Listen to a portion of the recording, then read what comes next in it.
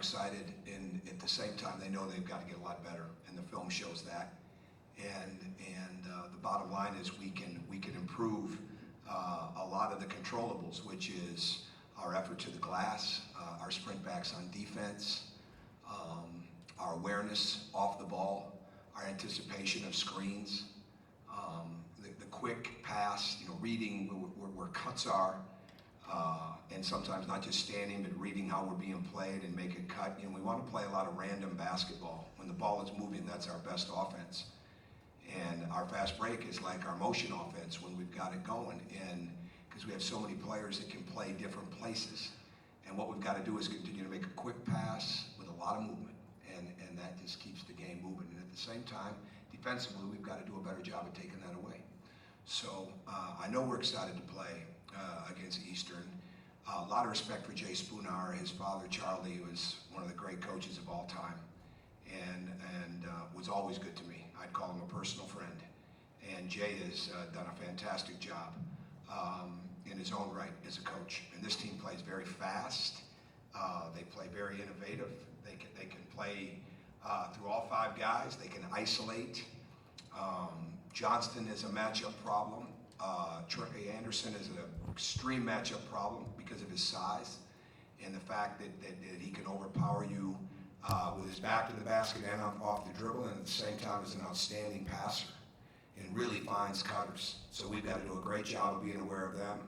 And Hardy can shoot the ball. Number 5 can really shoot the ball. And so for us, it's going to be a matter of just really staying principled on our transition D, our half-court defense, getting the ball out quickly, and building on things from the first 2 games, and making a much more concerted effort to go through the paint in everything. Well, not everything that we do, but with a lot more what we do, whether it's through the drive, whether it's through the post-up, and certainly whether it's through our offensive rebounding. And we're looking forward to it. So go ahead. First question. Tom, when you look at your defense, what numbers do you look at? And I know it's easy to say points per game, but that can sometimes be misleading. Yeah. Is there certain keys? Field goal percentage defense. Field goal percentage defense, 3-point defense. The turnover part is going to be big for us because that can really, really change the field goal percentage defense. So the less turnovers, the better, obviously, because those are so indefensible so many times because you can't get back and stop people. To me, that's the big one. And then what's our rebound numbers like? What are they getting offensively? What are their offensive rebound numbers like? So we want to be very, very good at making tough challenged shots come from tough challenged passes. And when teams are allowed just to move the ball around, it creates a lot more open looks. And then when it comes to the in-house stuff for us, it's going to be what are we doing at the rim? What's our help like there? And then there's always specifics inside of the game. Like this team does a really good job of dropping the ball up to the baseline. So we've got to make sure that we're really good at taking away that element of their offense. So, but really, our turnovers, their offensive rebounds, but first and foremost, field goal percentage defense and 3-point defense. The point differential is a huge one. Point differential usually really plays out. And I think the year that we were number 1 for so long, I think we ended up 4th in the country in point differential. So I mean that always bears out. But that's over a period of time. And then we certainly want to look at, in our in-house stuff, we want to look at how we are out of timeouts. We want to look at how we are on runs. We want to look at what our deflection numbers are, obviously, and grade those pretty heavily. Next question. Go ahead, Sam. Coach, you talked about, I guess, offensive rebounds. I guess from your guys' perspective, I think you had about 50% of the available rebounds on the offensive end in the exhibition games. What's kind of the key there? Well, we're not offensive rebounding the ball well enough, so I haven't really paid much attention to those numbers other than the fact that we haven't got a foul line like we should in the first 2 exhibition games. But some of it is really getting guys to understand how active they have to be and whether we're back or whether we're at the boards. You guys know it's Ed's birthday? On Saturday, right? See, did everybody know that? See, we don't have a game, I'd bring a cake. So Chuck Crab ate all his. I'll be at football if you want to bring one. I don't know if I'll be over there. At some point I might be. But I think that's the biggest thing for us on that. We can get a lot better there and a lot better with our blackouts. Go ahead. How much have you sort of emphasized the need to play physically, just maybe physically and attacking the ball physical and maybe blockouts, just Not as much as you think, because so much of it right now is about playing hands-free. So much of it. And even the other night, in the game on Monday night, I thought it was called differently in the second half than it was the first, even. Because I think the referees are getting used to it. I don't have an issue with that. So the days of, okay, let's go figure out how the game is going to be called, I think until everybody gets a comfort level referee-wise, all right, it's going to take some time for that. And obviously every game will be different. So you want to be physical on your blockouts. You want to be physical and legal on your screens, but places where you need to be really physical, you got to be really detailed and airtight with your technique. So to me, the biggest thing that we're trying to get better at is defending cutters, defending the ball without being overly physical, because as soon as you put your hands in, a lot of times it's a foul, especially in the second half. So to me, where your physicality is really gonna show itself, and this is where we're getting stronger, but now we've got to play through it better, is are you really getting low? Okay, in football, it's pad level. All right, and in basketball, it's really getting those shoulders now. When your shoulders are high, all right, and you're bending at the waist, you're not going to be nearly as physical or nearly as quick and as athletic as you need to be. And so you got to get your body built up to be able to do that in the pace of games. So when you're low and you're playing with leverage, well, now you're a more physical team.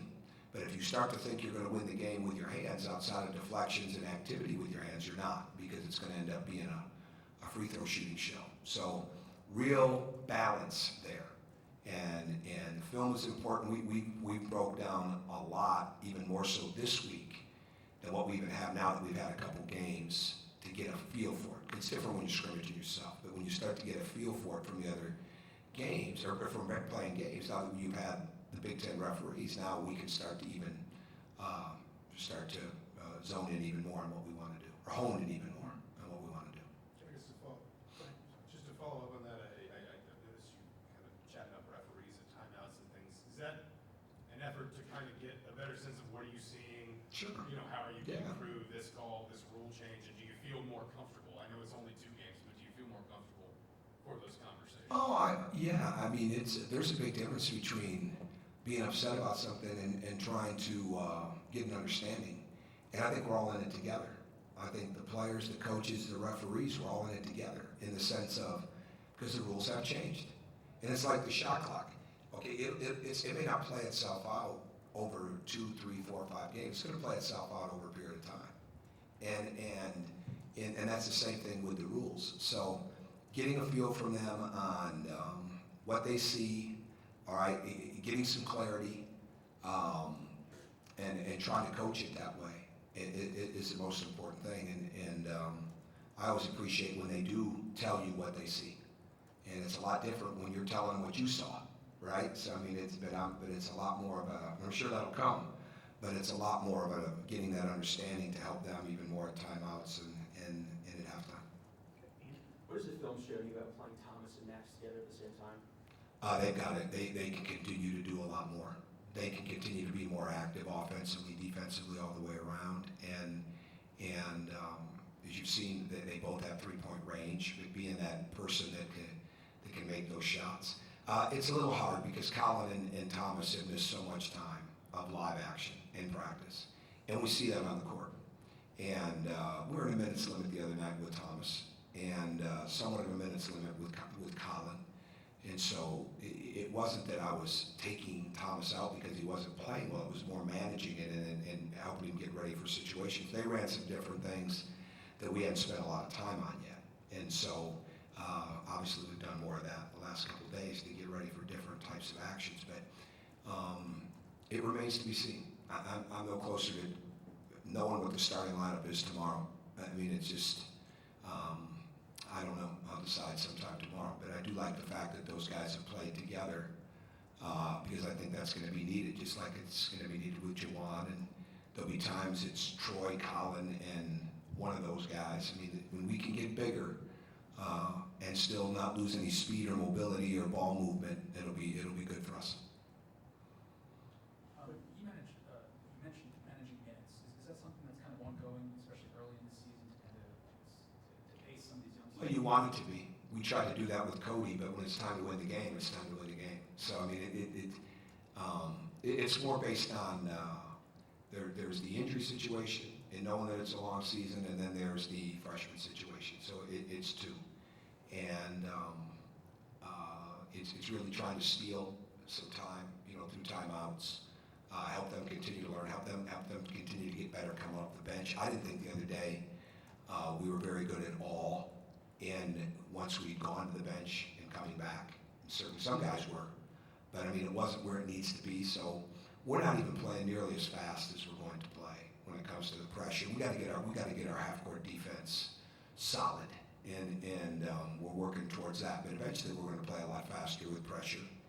And we're not very good at taking the ball out of bounds yet and getting it up the court. That's something we haven't spent enough time on, and we will. So I mean, there's a lot of room for growth in all of those areas. But managing minutes of young guys is a huge part of that when you have such a long season.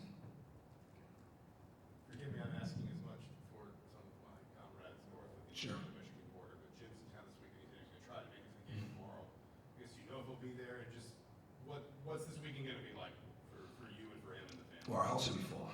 So I think it's fantastic. It's just love Jim. I mean, Jim and John treat me like their brother. They always have.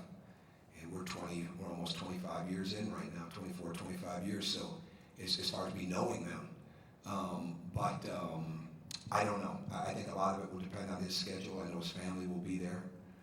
There'll be other friends of the family that will be there. And if he's there, that's great. And if he wants to sit on the bench like he did before, he can do that. If he wants to sit behind the bench, sit at the scores table, whatever he wants. And we'll look forward to seeing him.